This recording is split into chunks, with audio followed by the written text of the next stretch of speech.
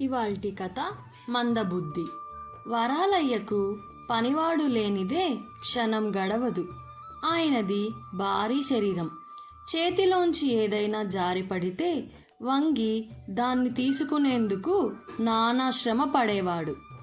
ఆయన బాగా డబ్బు గలవాడు కాబట్టి ఎప్పుడు తన వెంట ఉండడానికి పనివాణ్ణి పెట్టుకోగలడు. అయితే భారీ శరీరం, డబ్బుతో పాటు ఆయనకు కోపం కూడా చాలా ఎక్కువ. అందువల్ల ఎవ్వరూ ఆయన వద్ద నెలకు మించి పని చేయలేకపోయేవారు. ఆ నెల రోజులైనా ఎందుకంటే జీతం కోసం. మొదటి నెల జీతం ఇలా చేతికి అందగానే అలా పని మానేసే వాళ్ళు చాలామంది. దీనితో వరాలయ్య విసిగిపోయి ఎవరైనా తన వద్ద 6 నెలలు నాగా పెట్టకుండా పని చేస్తేనే 6 నెలల జీతం ఒక్కసారిగా ఇస్తానన్నాడు. ఆ తరువాత ఆయనకు పనివాళ్ళ దొరకడం మరింత కష్టమైంది. ఆ పరిస్థితుల్లో మందబుద్ధి వరాలయ్య దగ్గర పనికి కుదిరాడు. మందబుద్ధికి నా అన్న వాళ్ళెవరూ లేరు. వాడి బుర్రలో తెలివంటూ లేనే లేదు. వాడికి దేనికి కోపం రాదు. వరాలయ్య ఏం చెప్పినా వెంటనే అక్షరాల అదే విధంగా పనిచేసేవాడు. చాలా కాలానికి వరాలయ్యకు నచ్చిన పనివాడు దొరికాడు. ఒకనాటి రాత్రి వరాలయ్య పడక గదిలో పడుకొని ఉండగా ఆయనకు సడవాలోని దీపం ఆర్పలేదేమోనని అనుమానం కలిగింది. వెంటనే ఆయన మందబుద్ధికి దీపం ఆర్పి రమ్మని చెప్పాడు. మందబుద్ధి సడవాలోకి వెళ్ళాడు. అంతవరకు వెలుగుతున్న దీపం వాడి దురదృష్టం కొద్దీ గాలికి అప్పుడే ఆరిపోయింది. వరాలయ్య తన దీపం ఆర్పమని చెప్పాడు. ఆయన మాట అక్షరాలా పాటించవలసిందే కదా. ఇలా అనుకొని మందబుద్ధి పొరుగింటికి వెళ్ళి అగ్గిపెట్ట అడిగాడు. మీ ఇంట్లో లేదా అని అడిగాడు పొరుగువాడు. ఉన్నది, కానీ ఎక్కడున్నదో చీకట్లో కనిపించడం లేదు అన్నాడు మందబుద్ధి. మా ఇంట్లో ఉన్నది ఒక్కటే అగ్గిపెట్ట. ఏ రాత్రివేళ అవసరం కలుగుతుందో నీతో వస్తా పదా అంటూ పొరుగువాడు వరాలయ్య ఇంటికి వచ్చాడు. మందబుద్ధి దీపం వెలిగించి వెంటనే ఆర్పివేసి అగ్గిపెట్టెను పొరుగువాడికిస్తూ ఇక నువ్వు వెళ్ళవచ్చు అన్నాడు. పొరుగువాడు ఆశ్చర్యపోతూ ఈ మాత్రం దానికి దీపం వెలిగించడం ఎందుకు అన్నాడు. నా యజమాని నన్ను దీపం ఆర్పమన్నాడు. నేను ఆర్పేలోగానే అది ఆరిపోయింది. అందుకని మళ్ళీ వెలిగించి ఆర్పాను అన్నాడు మందబుద్ధి.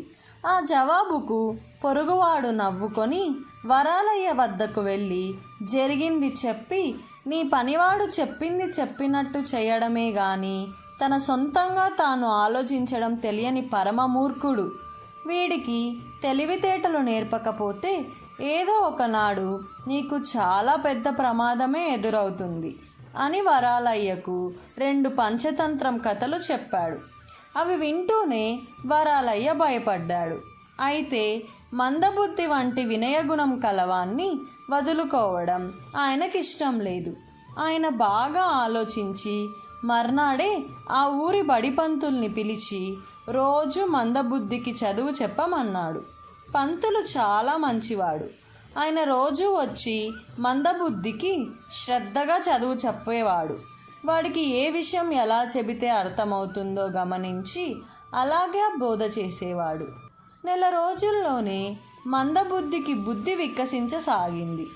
మందబుద్ధిలో వచ్చిన మార్పుకు సంతోషించిన బడిపంతులు వరాలయ్యతో వాడికి చెప్పవలసిన తీరులో చదువు చెప్పేందుకు ఎవరూ ప్రయత్నించలేదు. ఆహా, వాడు చాలా చురుకైనవాడు, తెలివైనవాడు అని మందబుద్ధిని మెచ్చుకున్నాడు. వరాలయ్య మందబుద్ధి తెలివితేటల్ని పరీక్షించి వాడిలో నిజంగానే మార్పు వచ్చిందని గ్రహించాడు. ఆయన బడిపంతులకు మంచి బహుమానం ఇచ్చి పంపాడు.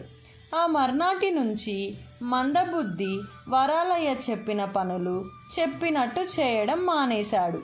ప్రతి పనికి మంచి చెడ్డలు ఆలోచించి ఈ పని చేయడం చెరుపు, ఫలాని పని చేయడం వల్ల మేలు కలుగుతుందని అంటూ వరాలయ్యకు వివరించసాగాడు. వరాలయ్య పరిస్థితి మళ్ళీ మొదటికి వచ్చింది. ఆయనకు అసలే కోపం ఎక్కువ. చిన్న చిన్న పనుల్లో నీ తెలివితేటలు ఉపయోగించు, కాదనను, కానీ మిగతా విషయాల్లో మాత్రం నేను చెప్పినట్టు వినాలి, తెలిసిందా అన్నాడు వరాలయ్య మందబుద్ధితో. అదేం మాట, మీరు తప్పు చేస్తుంటే చూస్తూ ఊరుకోలేను. అది తప్పు అని చెప్పి తీరుతాను, మీ మంచి కోసమే అన్నాడు మందబుద్ధి. అయితే నిన్ను పనిలో నుంచి తీసేశాను, తక్షణం ఇక్కడి నుంచి కదులు అన్నాడు వరాలయ్య కోపంగా. నాకు మీ దగ్గరే బాగుంది, ఇంకెక్కడికి వెళ్ళను అన్నాడు మందబుద్ధి. ఇద్దరు గ్రామ న్యాయాధికారి దగ్గరకు వెళ్ళి జరిగింది చెప్పారు. శాంతం విన్న న్యాయాధికారి మందబుద్ధితో, మందబుద్ధి, నీకు వరాలయ్య ఎంతో మేలు చేశాడు. తన ఖర్చుతో నీకు తెలివితేటలు అబ్బేలా చేశాడు. అందుకు ఆయనకు నువ్వెంతో రుణపడి ఉన్నావు అన్నాడు. దానికి మందబుద్ధి, అయ్యా, ఆయన నాకు చదువు చెప్పించి బుద్ధి వికసించేలా చేశాడు. అందువల్ల జరిగిన మేలేమిటి?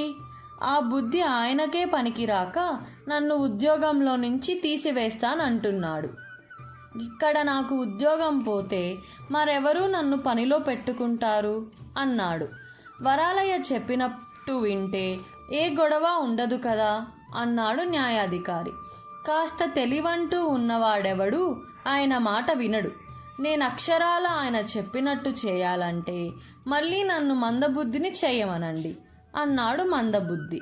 వరాలయ్య పట్టరాని కోపంతో చిందులు తొక్కుతూ, ఒరే, నీకు తెలివితేటలు నేర్పిన పంతుల్ని పిలిపించి నిన్ను తిరిగి మందబుద్ధిగా మార్చమంటాను అన్నాడు. మందబుద్ధి న్యాయాధికారితో, అయ్యా, విన్నారా, ఇప్పుడు ఆ పంతులు నాకు నేర్పించిన తెలివితేటల్ని ఎలా తీసుకోగలడు? ఈయన ఇలాంటి పనులే చెబుతుంటాడు అన్నాడు. న్యాయాధికారి వెంటనే, వరాలయ్య, నీ పనివాడు నీకు పనులు చేసేందుకే కాక సలహాలిచ్చేందుకు కూడా అవసరం. వాణ్ణి నువ్వు పనిలో నుంచి తీసేయడానికి వీల్లేదు. అలా చేయదలిస్తే వాడికి మరెక్కడైనా ఉద్యోగం చూపించు అన్నాడు. ఆ మాటలతో వరాలయ్య నీరసపడిపోయి దిక్కులు చూడసాగాడు. అప్పుడు న్యాయాధికారి చిన్నగా నవ్వి, వరాలయ్య, మరీ అంతగా దిగులు పడకు.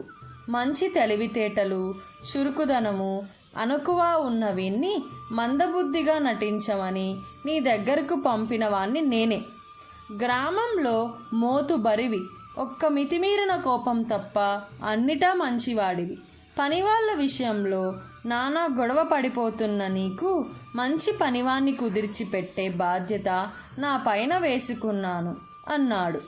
అలాగ చెప్పరేం మరి అని వరాలయ్య తల తిప్పి మందబుద్ధి కేసి చూస్తూ, మందబుద్ధిలా ఎంత చక్కగా నాటకం ఆడావురా, జరిగిన దానికేం గాని నాలాంటి వాడు నీకు యజమానిగా, నీకు అంత తెలివిమంతుడు నాకు పనివాడుగా దొరకడం ఇద్దరి అదృష్టం.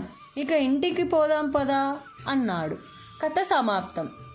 ఈ కథ మీకు నచ్చినట్లయితే మా ఛానల్కు లైక్ చేసి, షేర్ చేసి, సబ్స్క్రైబ్ చేయండి.